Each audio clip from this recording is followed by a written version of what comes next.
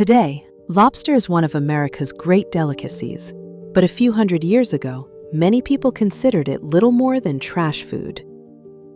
How did one of America's most unwanted foods become one of America's most prized meals?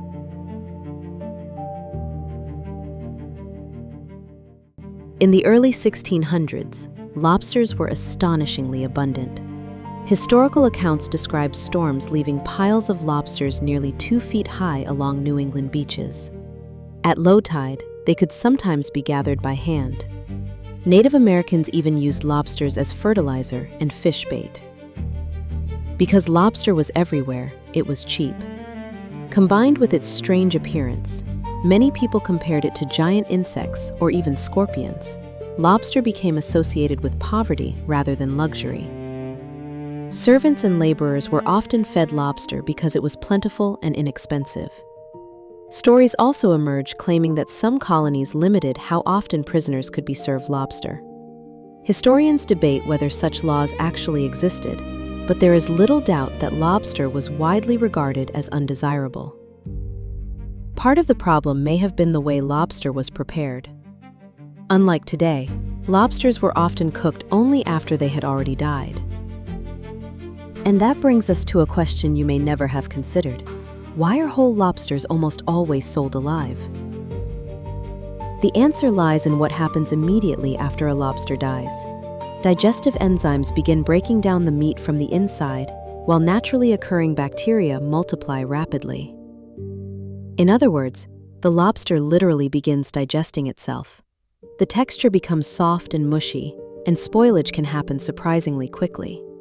That is why restaurants and seafood markets keep lobsters alive until the moment they are cooked. Freshness isn't just preferred, it is essential. Beginning in the 1800s, however, a series of innovations transformed both the lobster industry and the public's perception of this once overlooked crustacean. Around 1820, fishermen introduced the lobster smack, a boat equipped with a flooded compartment known as a wet well. For the first time, live lobsters could survive the journey from Maine to markets in Boston and New York. Then came canning. Early canning was more ambition than science. Lobsters were cooked in large vats, picked by hand and packed into cans, often processed right in fishermen's homes. Spoilage was common, cans fermented, some burst entirely. There was even a saying that captured the problem perfectly: green in the sea, red in the pot, and black in the can. But technology, as it always does, caught up. As canning improved, lobster could reach customers far beyond the New England coast for the first time, and an audience that had never tasted it began to wonder what all the fuss was about. At the same time, the railroad spread across America. Thousands of tourists from inland states visited seaside resorts, where many encountered lobster for the first time. Served in grand hotels and coastal restaurants, lobster was no longer seen as poor people's food, but as something rare and exotic. Railroads also made it possible to ship live lobsters packed on ice to cities hundreds of miles away, allowing Americans far from the coast to enjoy fresh lobster as never before. Meanwhile, by the early 20th century, wealthy families like the Rockefellers were spending summers along the Maine coast. They weren't just buying property, they were buying into a way of life. One where lobster wasn't poverty food, but the centerpiece of long summer dinners on the water.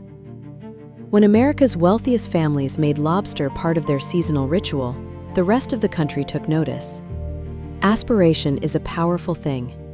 And as more members of America's elite embraced lobster as part of the coastal lifestyle, the humble crustacean gradually shed its association with poverty and became a symbol of sophistication and success.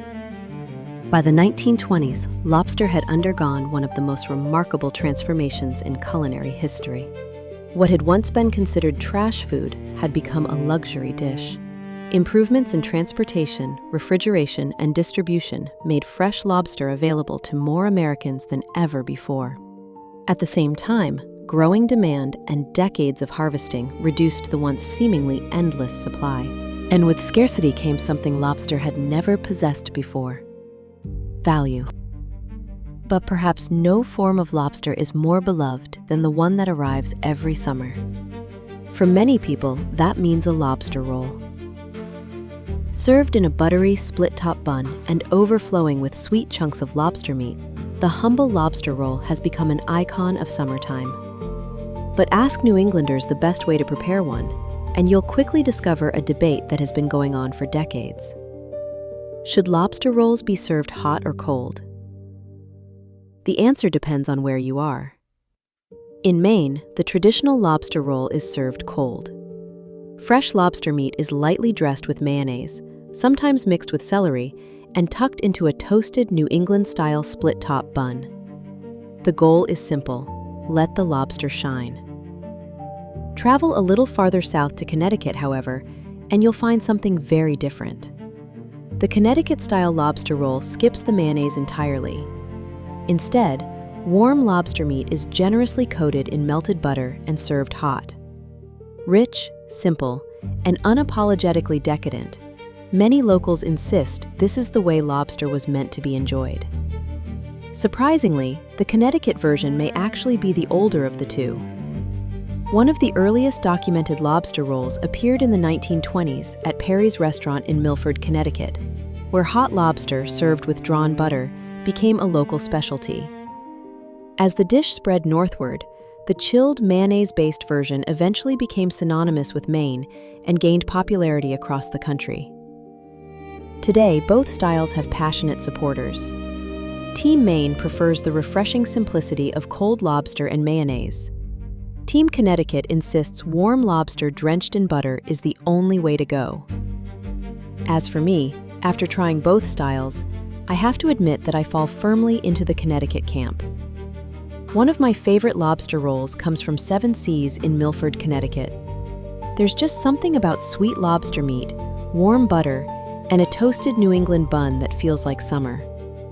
But that's the beauty of lobster rolls. Whether you're Team Maine or Team Connecticut, one thing everyone can agree on is that it's hard to imagine summer without one. And the story of lobster continues to evolve. While lobster rolls remain a summertime favorite, lobster itself has found its way into countless dishes far beyond the New England coast. Today, it appears in rich lobster bisques, pasta dishes, surf and turf burgers, and even atop gourmet pizzas. What was once regarded as little more than trash food is now celebrated by chefs around the world, who continue to find new ways to showcase one of the ocean's most prized ingredients. Not bad for a creature that was once used as fertilizer.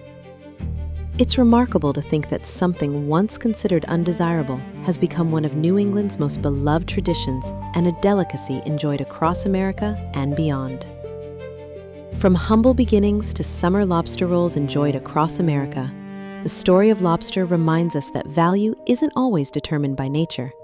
Sometimes it's determined by history. And perhaps no food tells that story better than the New England lobster. A creature once used as fertilizer and dismissed as trash food became one of America's great delicacies. If you enjoyed this story, consider subscribing for more fascinating histories and the stories behind the foods we love. And if you're Team Maine or Team Connecticut, let me know in the comments. Thanks for watching, and I'll see you in the next one.